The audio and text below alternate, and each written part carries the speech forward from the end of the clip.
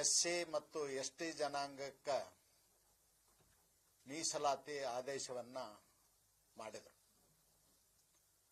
ಆದೇಶ ಮಾಡಿದಾಗ ಎಸ್ಸಿ ಜನಾಂಗದಲ್ಲಿ 6 ಜಾತಿಗಳಿದ್ವು, ಎಸ್ಟಿ ಜನಾಂಗದಲ್ಲಿ 6 ಜಾತಿಗಳಿದ್ವು. 15% ಎಸ್ಸಿಗೆ, 3% ಎಸ್ಟಿಗೆ ಮೀಸಲಾತಿ ಸೌಲಭ್ಯವನ್ನ ಸಂವಿಧಾನಾತ್ಮಕವಾಗಿ ಅವಕಾಶವನ್ನು ಮಾಡಿಕೊಟ್ಟರು. ಅದಾದ ನಂತರ ಕಾಂಗ್ರೆಸ್ಸಿನ ಸುಮಾರು 60 ವರ್ಷ ಆಡಳಿತದಲ್ಲಿ ಅನೇಕ ಜಾತಿಗಳನ್ನ ಎಸ್ಸಿ ಪಟ್ಟಿಗೆ ಸೇರಿಸುವಂತ ಕೆಲಸವನ್ನು ಮಾಡಿದರು. ಮೊದಲಿದ್ದಂತ 6 ಜಾತಿಗಳವರು ಯಾರ್ಯಾರು ಸಾಮಾಜಿಕವಾಗಿ, ಶೈಕ್ಷಣಿಕವಾಗಿ, ಆರ್ಥಿಕವಾಗಿ ಹಿಂದುಳಿದಾರೋ, ಬಡವರಿದ್ದಾರೋ ಅವ್ರ ಮಕ್ಕಳು ವಿದ್ಯಾವಂತರಾಗಬೇಕು, ಅವ್ರಿಗೂ ಸರ್ಕಾರಿ ಸೌಲಭ್ಯಗಳು ಸಿಗಬೇಕು ಅನ್ನೋ ಉದ್ದೇಶದಿಂದ ಎಲ್ಲರನ್ನೂ ಅಪ್ಪಿಕೊಂಡು ಇವತ್ತು 101 ಜಾತಿಗಳಾಗಿದೆ. 101 ಜಾತಿಗಳಾದ್ಮೇಲೆ ಅನೇಕ ವರ್ಷಗಳಿಂದ ಅಸ್ಪೃಶ್ಯರು ಹೋರಾಟವನ್ನು ಮಾಡ್ತಾ ಇದ್ರು.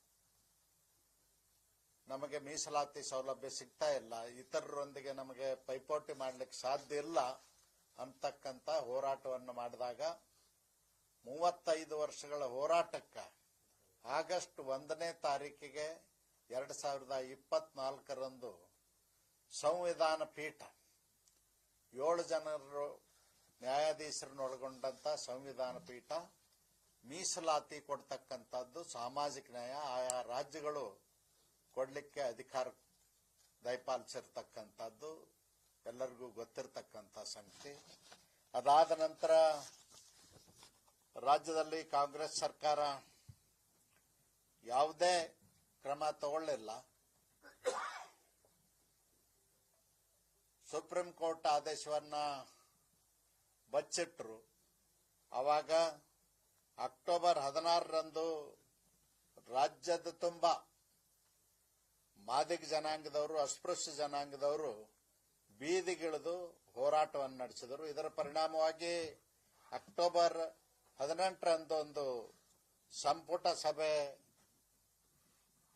ನಿರ್ಧಾರವನ್ನ ಮಾಡಿದರು. ಅದಾದ ನಂತರ ಅದನ್ನ ಅವತ್ತು ನಿರ್ಣಯ ಮಾಡದೇನೆ ಅಕ್ಟೋಬರ್ 24ನೇ ತಾರೀಕಿಗೆ ಮುಂದೂಡಿದರು. ಅವತ್ತು ಏನು ಮಾಡಲಿಲ್ಲ. ಕೊನೆಗೆ ಅಕ್ಟೋಬರ್ 28ನೇ ತಾರೀಕಿಗೆ ಸಿದ್ದರಾಮಯ್ಯನವರ ಸರ್ಕಾರ ಸಂಪುಟ ಸಭೆಯಲ್ಲಿ ಮತ್ತೊಂದು ಹೊಸ ಆಯೋಗವನ್ನು ರಚನೆ ಮಾಡಲಿಕ್ಕೆ ನಿರ್ಣಯವನ್ನು ತಗೊಂಡ್ರು. ಆ ಸಂಪುಟ ಸಭೆಯಲ್ಲಿ 1 ತಿಂಗಳೊಳಗಾಗಿ ನಾವು ಜಾರಿ ಮಾಡೋದಾಗಿ ಹೇಳಿದರು. ಅದರ 2 ತಿಂಗಳ ಕಾಲಹರಣ ಮಾಡಿ ಆದೇಶವನ್ನ ಕೊಡಲಿಲ್ಲ ನ್ಯಾಯಮೂರ್ತಿ ನಾಗಮೋಹನ್ ದಾಸ್ ಅವರಿಗೆ. ಅದಾದ ನಂತರ ಇಡೀ ರಾಜ್ಯ ತುಂಬಾ ಅಸ್ಪೃಶ್ಯ ಜನಾಂಗದವರು ಶಾಸಕರ ಮನೆ ಮುಂದೆ ತಮಟೆ ಚಳವಳಿಯನ್ನ ಮಾಡಿದರು.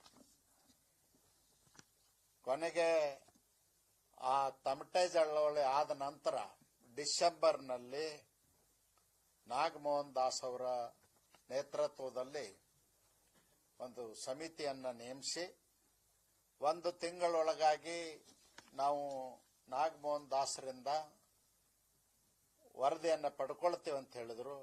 ಆದರೆ ಏನೂ ಆಗಲೇ ಇಲ್ಲ. ಹೊಸ ಆಯೋಗ ರಚನೆ ಮಾಡಬೇಕನ್ನೋದು ಅಸ್ಪೃಶ್ಯ ಜನಾಂಗದ್ದಾಗ್ಲಿ ಮಾದಿಗ ಜನಾಂಗದ್ದಾಗ್ಲಿ ಇರಲಿಲ್ಲ. ಅವ್ರ ಬೇಡಿಕೆನೇ ಅಲ್ಲ. ಸರ್ಕಾರ ಈಗಾಗಲೇ ನ್ಯಾಯಮೂರ್ತಿ ಸದಾಶಿವ ಆಯೋಗದ ವರದಿ ತಗೊಂಡಿದೆ, ಮಾಧುಸ್ವಾಮಿ ಅವರ ವರದಿ ಇದೆ, 2011ರ ಜನಗಣತಿ ಇದೆ. ಅದೆಲ್ಲದರ ಡಾಟಾ ಇದ್ರೂ ಕೂಡ ಕುಂಟ ನೆಪ ಒಡ್ಡಿ ನ್ಯಾಯಮೂರ್ತಿ ನಾಗಮೋಹನ್ ದಾಸ್ ಅವರ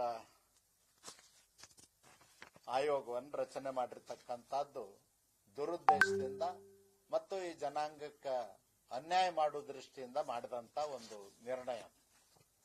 1 ತಿಂಗಳ ಒಳಗಾಗಿ ಆಗಿ ಹೋಯ್ತು. ಈಗ 2 ತಿಂಗಳು 3 ತಿಂಗಳಾದರೂ ಕೂಡ ಯಾವುದೇ ನಿರ್ಣಯ ಬಂದಿಲ್ಲ. ಈಗ ಮತ್ತೊಂದು ಹುನ್ನಾರ ನಡೀತಾ ಇದೆ. ಮತ್ತೆ ಅದನ್ನ ಕಾಲಾವಧಿ ವಿಸ್ತರಣೆ ಮಾಡಬೇಕು ಅಂತ ಹೇಳಿ ಸಿದ್ದರಾಮಯ್ಯನವರ ಸರ್ಕಾರದಲ್ಲಿ ಪಿತೂರಿ ನಡೀತಾ ಇದೆ.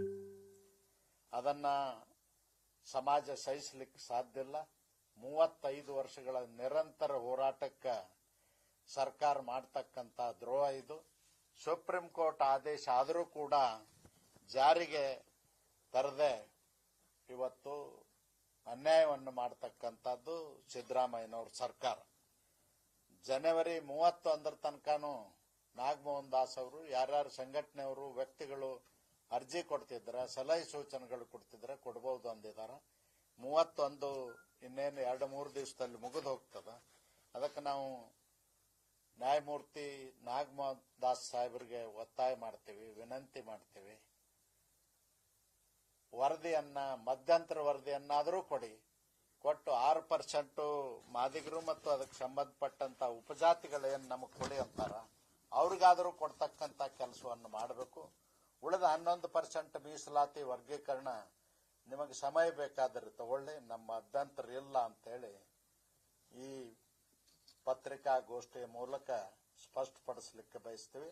ಈಗಾಗಲೇ ಸುಪ್ರೀಂ ಕೋರ್ಟ್ ವರದಿ ಬಂದ ಮೇಲೆ ಹರಿಯಾಣದಲ್ಲಿ 1 ತಿಂಗಳಲ್ಲಿ ಆದೇಶವನ್ನು ಜಾರಿ ಮಾಡಿದೆ. ಹರಿಯಾಣ ಸರ್ಕಾರ ಜಾರಿ ಮಾಡಿಬಿಟ್ಟು ಒಳ ಮೀಸಲಾತಿ ಜಾರಿ ಮಾಡದೆ ಕರ್ನಾಟಕ ಸರ್ಕಾರ ಇಚ್ಛಾಶಕ್ತಿ ತೋರಿಸದೇನೆ ಮೋಸ ಮಾಡತಕ್ಕಂಥದ್ದೇನದ ಇದು ಹೆಚ್ಚು ಕಾಲ ನಡೆಯುವುದಿಲ್ಲ ಅನ್ನೋ ಎಚ್ಚರಿಕೆಯನ್ನು ಕೂಡ ಕೊಡ್ಲಿಕ್ಕೆ ಬಯಸ್ತೇನೆ. ಕಾಲಹರಣ ಮಾಡದೆ ಒಳ ಮೀಸಲಾತಿ ವರ್ಗೀಕರಣ ಜಾರಿ ಮಾಡಿ ಕಣ್ಣೊರೆಸುವಂತ ತಂತ್ರಗಾರಿಕೆ ನಿಲ್ಲಿಸಿ, ಮೋಸ ಮಾಡುವಂತ ತಂತ್ರಗಾರಿಕೆ ನಿಲ್ಲಿಸಿ, ನಾಗಮೋಹನ್ ದಾಸ್ ಅವರಿಗೆ ಈಗಾಗಲೇ ಏನು ಕಮಿಟಿ ಇದೆ ಅವ್ರ ಹತ್ರ ಎಲ್ಲ ಡೇಟಾನು ಇದೆ, ಅವಧಿ ವಿಸ್ತರಣೆ ಮಾಡದೇನೆ ಕೊನೆ ಪಕ್ಷ ಮಧ್ಯಂತರ ವರದಿ ಆದ್ರೂ ತಗೊಂಡು 6% ಜಾರಿ ಮಾಡಬೇಕು ಅಂತ ಹೇಳಿ ನಾವು ಒತ್ತಾಯ ಮಾಡ್ತಾ ಇದ್ದೀವಿ. We are demanding for the internal reservation without further delay.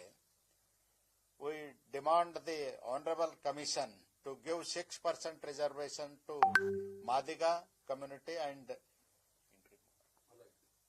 interim report. Data is already available with the Karnataka government.